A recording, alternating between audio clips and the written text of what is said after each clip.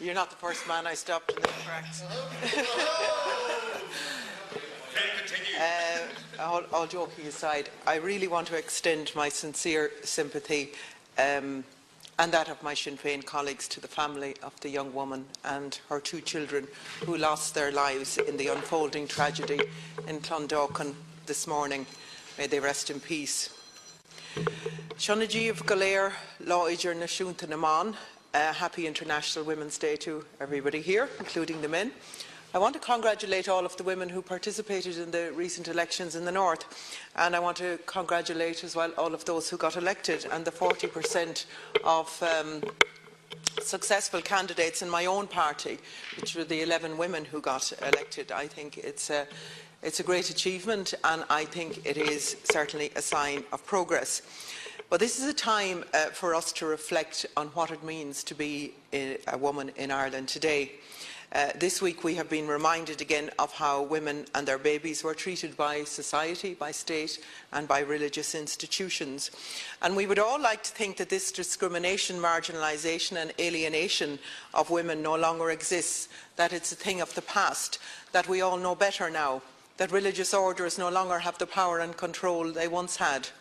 And in saying that, I want to commend the goodness and kindness that was prevalent in many religious institutions, whether they be in hospitals or schools. And I myself experienced the kindness of some of those nuns in the Convent of Mercy in Belmullet and Mayo indeed. But it's of grave concern to me today to know that we as legislators are living and working through a period which I have no doubt will form the basis of tribunals and inquiries of the future. This morning I was reminded of this when I saw a young girl in her school uniform leaving for school from the hotel I was staying in last night.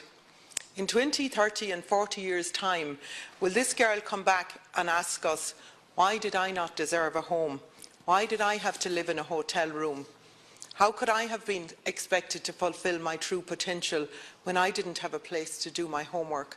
And maybe many other questions. Why was I made to feel different, afraid and ashamed because I didn't have a home like other girls and boys in the class?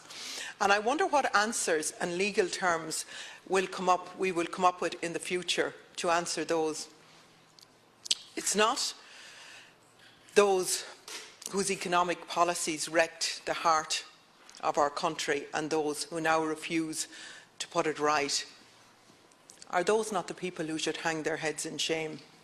Today I also think of the hundreds of girls and indeed boys who have been identified as being at risk and not even been allocated a social worker.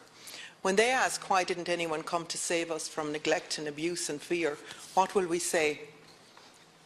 When last week Save Ireland told us the 5,000 people, 5,000 requests for help had been turned away, what will we tell them?